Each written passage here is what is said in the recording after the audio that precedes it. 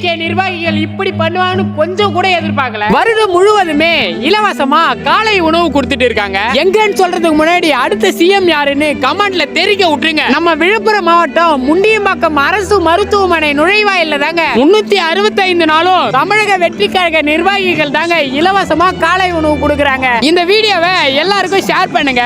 பசியால கஷ்டப்படுறவங்களுக்கு உதவியா இருக்கட்டும். டிவிகே கட்சிக்காரங்க சாப்பாடு கொடுக்கறாங்க. நல்லா இருக்கா? ஃபர்ஸ்ட் நல்லா இருக்குது. நாங்க இல்லாதவங்களுக்கு வந்து இருக்கிறது கொடுக்கறது நல்ல நன்மை. தினமும் கொடுத்துனுக்குறாங்க. சாப்பிடுறோம். அண்ணனுக்கே தான் ஓட்டு. எங்க ஓட்டெல்லாம் என் அண்ணனுக்கே தான். அங்க சொல்றீங்க. எங்க அண்ணனுக்கே தான் எங்க ஓட்டெல்லாம். ஒருவேளை பசிக்கு சாப்பாடு தந்தாலே கடவுளா பாக்குறோம். இவங்க 365 நாளும் சாப்பாடு தராங்க. இவங்க கடவுளுக்கும் மேலங்க. இதே போல பல மருத்துவமனைகள், பல பஸ் ஸ்டாண்டுகளில் பசியால் வாடிக்கொண்டு இருக்கிறார்கள். அவங்க எல்லாருக்குமே நீங்க சாப்பாடு தாங்கன்னு சொல்லல. வீடியோவை மட்டும் ஷேர் பண்ணுங்க. அது தானாவே நடக்கும். பசியில்லா தமிழகத்தை உருவாக்குவோம். Love you guys.